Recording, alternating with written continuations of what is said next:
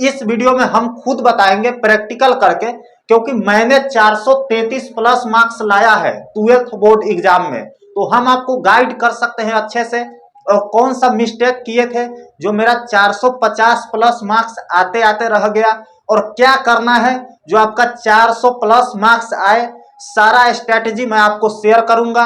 और हाँ, मैं कैसे पढ़ाई करता था, कितना घंटे पढ़ाई करता था, किस लेवल था, मैं रात के पढ़ता था या दिन में पढ़ता था, कौन से मैंने बुक्स पढ़ी थी, सारा नॉलेज इस वीडियो में आपको मिलेगा। तो आप इस वीडियो में बने रहिए। और हाँ, 7 पॉइंट इस वीडियो में मैं आपके साथ शेयर करूंगा, और यकीन मानिए यह 7 के 7 पॉइंट आपको जिंदगी में पूरी तरह से बदलाव कर देगा और आपका बोर्ड में मार्क्स बहुत बेहतर आएगा। बस यह 7 पॉइंट को आप एक बार जान लीजिए, ठीक है। इसमें से 5वां तक पॉइंट है जो आपके लिए बहुत ज्यादा जरूरी है, लेकिन 6 और 7 पॉइंट आप मिस करते हैं तो आपको पूरा जानने का कोई फायदा नहीं है। क्योंकि 2 पॉइंट आपका मैं किस तरह से रिवीजन करता था और किस तरह क्वेश्चन बैंक, गेस पेपर और मॉडल पेपर को पढ़ता था, यह सीक्रेट मैं आपके साथ शेयर करूंगा।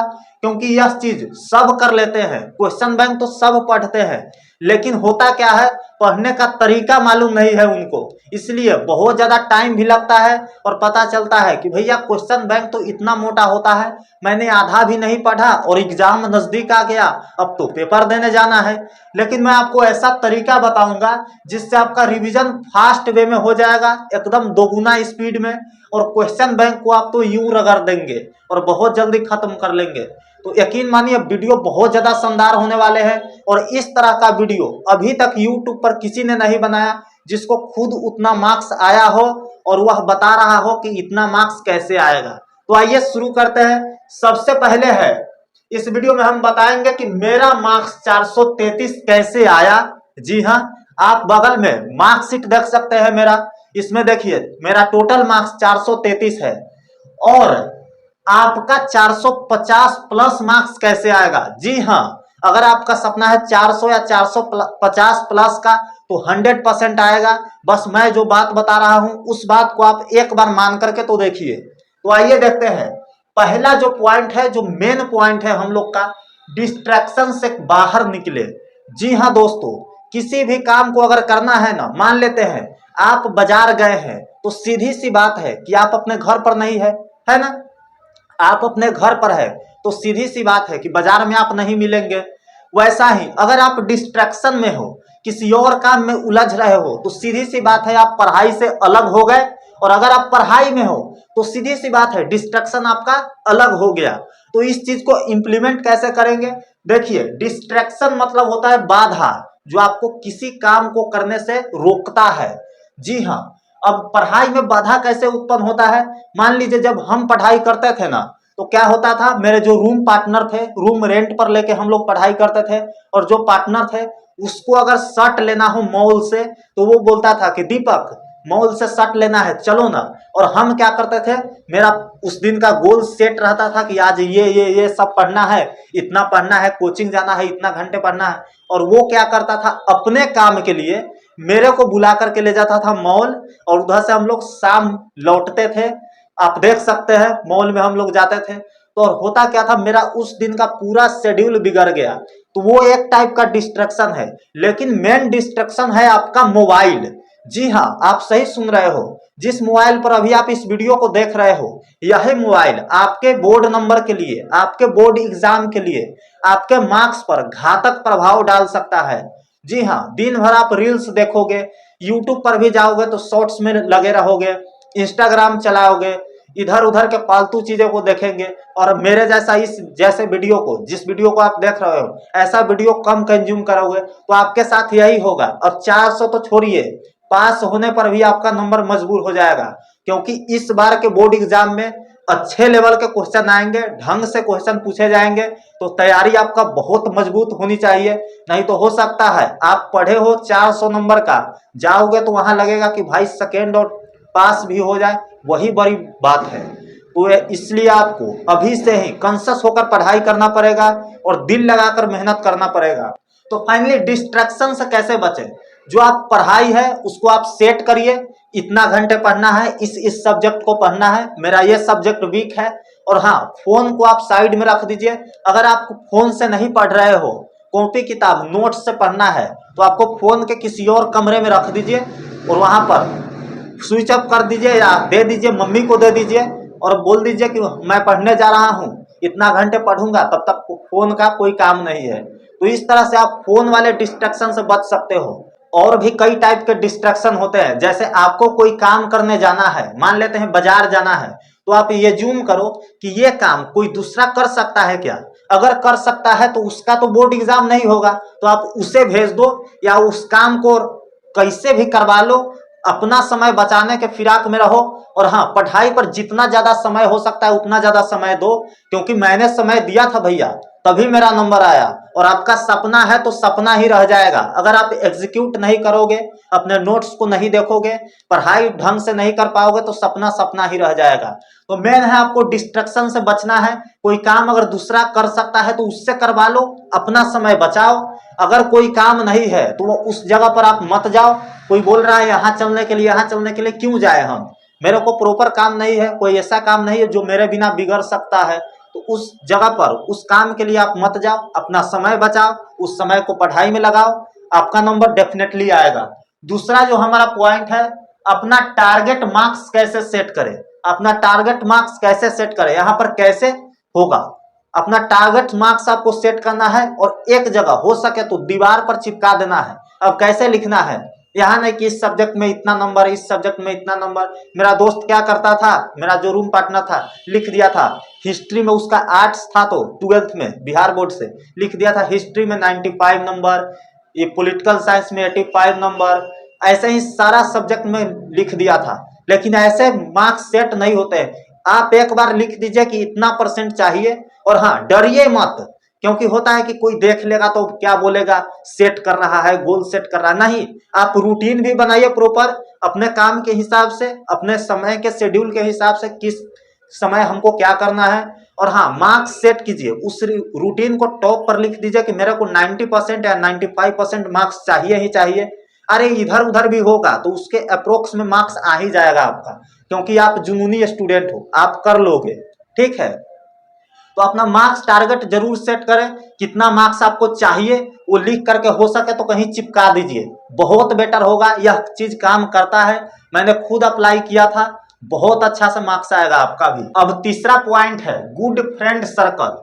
जी हाँ दोस्तों, अगर आपको ऐसा दोस्त है जो आपको कह रहा है अरे इतना भी बड़ी बात नहीं है, इतना भी बर्डन लेने की जरूरत नहीं है, मार्क्स से तो है, आ जाएगा, पास तो हो ही जाएंगे, ऐसा छोड़ो ना, क्या इतना क्यों पढ़ना है, तो ऐसे दोस्त के आप साथ है तो भूल जाइए कि आपका 400 और 450 प्लस मार्क्स आएगा। क्योंकि दोस्तों होता क्या है, जिस तरह के दोस्त हमारे होते हैं वैसा ही मेरा मेंटलिटी बनता है, वैसा ही हम भी सोचते हैं, वैसा ही हम भी करते भी है। वह अगर 1.5 घंटा पढ़ाई कर रहा है, 1 घंटा पढ़ रहा है, आधा घंटा पढ़ रहा है, कोचिंग का सही से HW भी नहीं बना पा रहा है, तो वह चीज आप भी करोगे और उस टाइप का मार्क्स आपका भी आएगा। और होता क्या है, जब रिजल्ट आता है तो दोनों दोस्त एक दूसरे से गलों मिलेंगे और बोलोगे कि भैया मेरा भी मार्क्स खराब आया और तुम्हारा भी खराब आया। तो वह इसी चीज का नतीजा है कि दोस्ती खराब थी आपकी।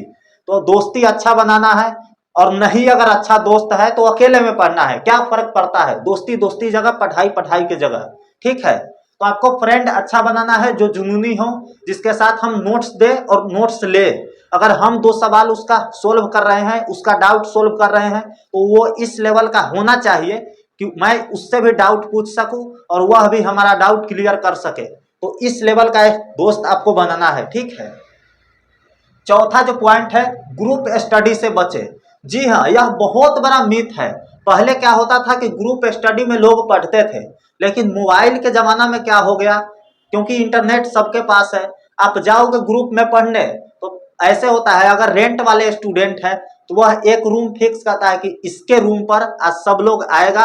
मान लेते ग्रुप में 2 ही लोग है, 3 लोग है, 4 लोग है, डजंट मैटर कितना भी लोग है, आएगा वहां पे पढ़ाई करेगा।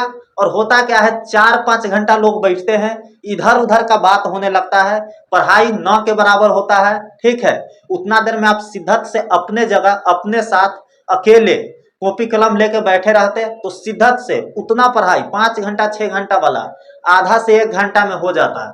तो इस चीज से आपको बचना है और अपना टाइम बचाना है, क्योंकि टाइम अभी बहुत ज्यादा इंपॉर्टेंट है। आप लोग का बोर्ड एग्जाम बहुत ज्यादा नजदीक आने वाला है, तो इस चीज का आप ध्यान रखिए, टाइम आपके लिए बहुत ज्यादा इंपॉर्टेंट है। तो ग्रुप स्टडी से आप बचिए, अकेले में पढ़िए, क्या फर्क पड़ता है, दोस्ती दोस्ती जगह, फिर से मैं बता रहा हूं, और पढ़ाई पढ़ाई की जगह, ठीक है। पांचवा पॉइंट है, छठा सातवां आप मिस बिल्कुल नहीं करिएगा, बहुत ज्यादा इंपॉर्टेंट है। पांचवा पॉइंट है, जहां भी पढ़े, जो भी पढ़े, ध्यान केंद्रित करें। जी हाँ दोस्तों, अगर आप अपने अकेले पढ़ रहे हो तो कोशिश करो कि अलग चीज के बारे में मत सोचे। होता क्या है, हम बैठे रहते हैं कॉपी खोल करके, और मेरा दिमाग कहीं और चल रहा होता है, कुछ और सोच रहे होते हैं। तो वैसे आप पढ़ोगे तो बस कुछ नहीं होने वाला आपका। 10 घंटा पढ़ोगे, आउटपुट निकलेगा 10 मिनट वाला। और आप ध्यान केंद्रित करके अगर आप पढ़ते हो ना, तो आप आधा 1 घंटा पढ़ोगे ना, तो 10 घंटा वाला पढ़ाई हो जाएगा। इसलिए ध्यान केंद्रित करो। आप अगर कोचिंग में जाते हैं तो हो सकता है ध्यान आपका बोर्ड पर हो, ठीक है, लेकिन मन आपका कहीं और चल रहा होता है। तो बोर्ड पर सर क्या पढ़ा दिए, क्या नहीं पढ़ाया, आपको पता भी नहीं चलता है, और बाद में बोलते हो सर एक बार फिर से बता दीजिए। ये इसीलिए होता है कि ध्यान आपका बोर्ड पर था, देख आप बोर्ड पर रहे थे, लेकिन मन आपका कहीं और था, कुछ आप और सोच रहे थे, इसीलिए आपको समझ में नहीं आया और उस चीज को आप ग्रैब नहीं कर पाते हो। तो जो भी पढ़े ध्यान से पढ़े, ठीक है। छठा नंबर बहुत इंपॉर्टेंट पॉइंट है, रिवीजन। जी हाँ दोस्तों, रिवीजन बहुत ज्यादा इंपॉर्टेंट है। आप रिवीजन को किस तरह करते हैं, एक स्टूडेंट होता है जो साल भर पढ़ाई किया और एग्जाम आने लगता है तो अंतिम महीने में या 15 दिन में रिवीजन करता है, तो वह स्टूडेंट का वही हाल होता है ना, वो वही समझ सकता है। एग्जाम में जाने के बाद उसको क्या लगता है, अरे ये भी क्वेश्चन के बारे में जानते हैं, यह भी क्वेश्चन के बारे में जानते हैं, लेकिन शुद्ध से 10 लाइन 5 लाइन भी नहीं लिख पाता है वह। क्यों? क्योंकि जानता तो वह है, लेकिन रिवीजन नहीं कर पाया, जिससे उसको क्लैरिटी नहीं मिल पाई है और अच्छा से वह नहीं लिख पाता है। तो रिवीजन कैसे करें, यहाँ पे पॉइंट आता है। और हम रिवीजन कैसे करते थे, तो इसका एक ही फंडा है, आप सप्ताह में जो पढ़ रहे हो, ठीक है, उसका रिवीजन साथ साथ में करते चलो, ठीक है। आप सप्ताह में मान लिया आप कोई साइंस का, कोई फिजिक्स का कोई टॉपिक पढ़े आप, और या आर्ट्स वाले कोई ज्योग्राफी का टॉपिक पढ़े, उसको क्या करेंगे हम लोग, संडे को या सैटरडे को जब भी छुट्टी मिले और लंबा समय दिखे, उसको रिवीजन करेंगे, ठीक है। और टाइम मिले तो एक बार लिख करके भी ट्राई करेंगे, वह आपका रिवीजन 100% माइंड में सेट रहेगा। और जब आप एग्जाम के समय रिवीजन करोगे तो उस समय आपका डबल रिवीजन हो रहा होगा और 100% आप चीज को समझ पाओगे और अच्छे से एग्जाम में प्रेजेंटेशन कर पाओगे आप, ठीक है। और मार्क्स तो आपका बहुत अच्छा आने वाला है।